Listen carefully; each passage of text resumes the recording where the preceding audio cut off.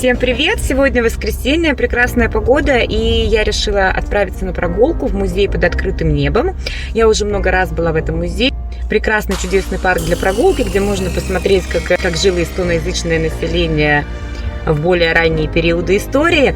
Но самое интересное это то, что совершенно недавно открыли новый колхозный дом, и там можно будет посмотреть, как жили люди в советское время. Мне кажется, мы еще помним, как все это было.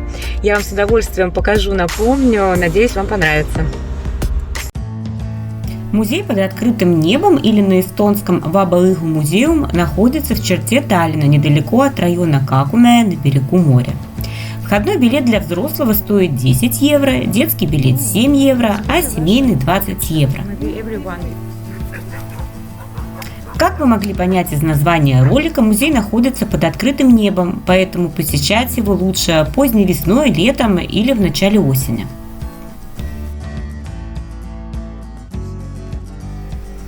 На примере 14 хуторов можно получить представление о том, как жили в 18-20 веках семьи разного достатка и разного рода занятий. Как и в каждом селе, здесь есть церковь, трактир, школа, ветряная мельница, пожарное дело, сельский магазин, сарай у моря для хранения сетей. Мое внимание привлек дом, который сейчас вы видите на видео, который напоминает мне не эстонское поселение, не эстонский хутор, а скорее русскую избу. И это неудивительно, потому что этот хутор Vana-Tala находился в деревне Лыково, а на сегодняшний день это является территорией Псковской области, то есть принадлежит Российской Федерации. Как говорит история, хутора деревни Лыково получали доход, выращивая лен, и полученные с продажи деньги позволяли возводить новые постройки.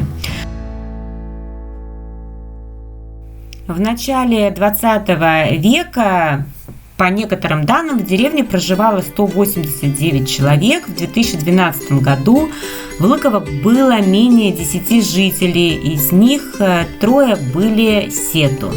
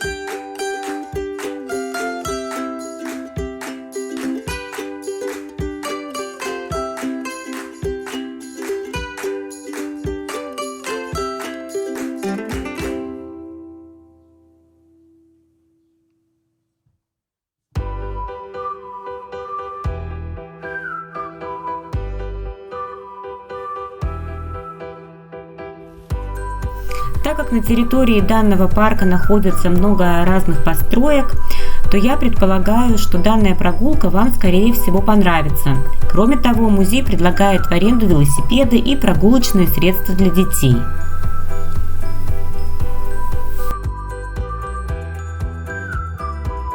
А сейчас на экране вы можете видеть часовню Сутлипа.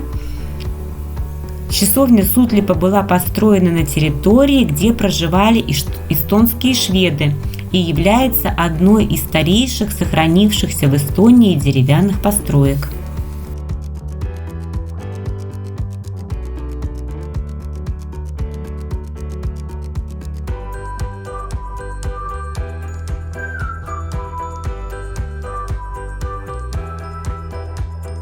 Несмотря на то, что территория данного музея представляет безусловно историческую ценность, этот самый музей под открытым небом предлагает не только экскурсии и прогулки.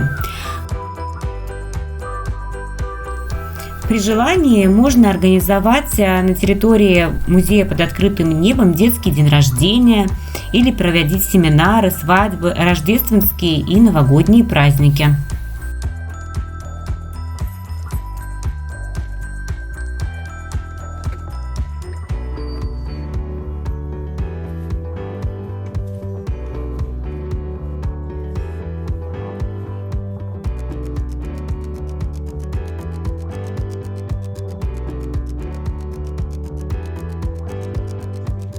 Если вы проголодаетесь, на территории музея есть трактир, где вы можете перекусить, пообедать.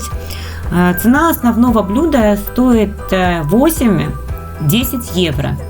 Однако еда очень простая, я бы сказала, такая столовская, поэтому денег она своих, конечно, не стоит, но так как это туристическая территория, то понятно, почему такие цены. Поэтому, если вы хотите сэкономить, то советую вам взять пару бутербродов и воду с собой, потому что в этом парке вы можете совершенно спокойно провести 2-3, а может быть даже и 4 часа.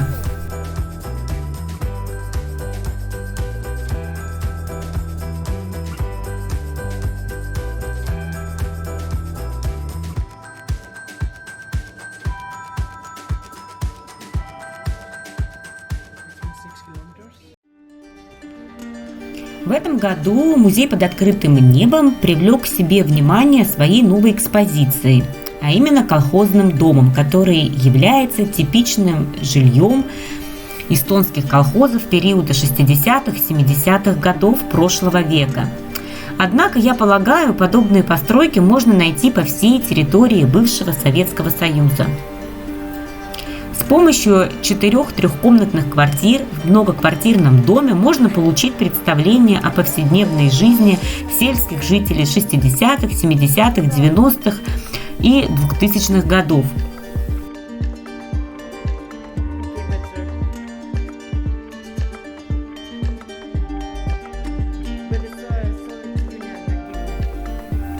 Первая квартира относится к периоду конца 60-х. Вы можете посмотреть и, возможно, даже поностальгировать и вспомнить, как жили ваши бабушки, скорее всего.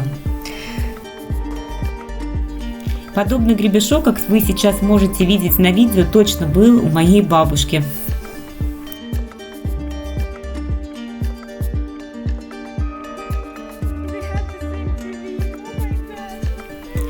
А теперь вашему вниманию представлена вторая квартира, и относится она к периоду 70-х. Мне кажется, предметы интерьера знакомы до боли очень многим. Например, телевизор, который вы можете видеть на видео, был у нас точно еще в период начала 90-х.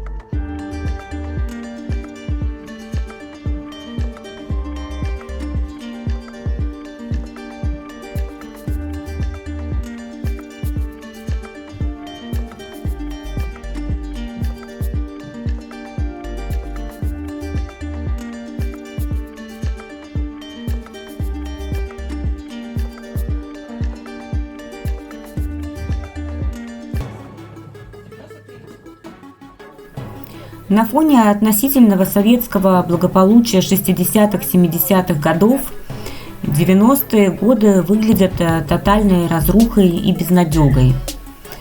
А какими вы помните 90-е годы? Какими они были для вас? Я, конечно, помню этот период очень хорошо и полагаю, что для родителей 90-е были действительно очень непростыми, но мои детские воспоминания не такие ужасные, как представлено в этой экспозиции.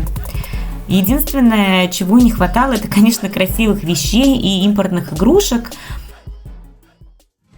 Полагаю, что такая тяжелая картинка была сделана именно для того, чтобы показать на контрасте, насколько хорошо живет современный эстонский хуторянин.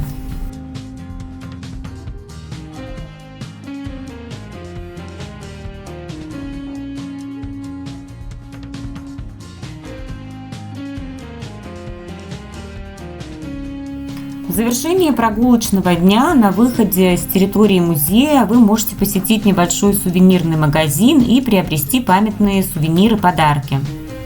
Надеюсь, вам было интересно. Делитесь своим мнением.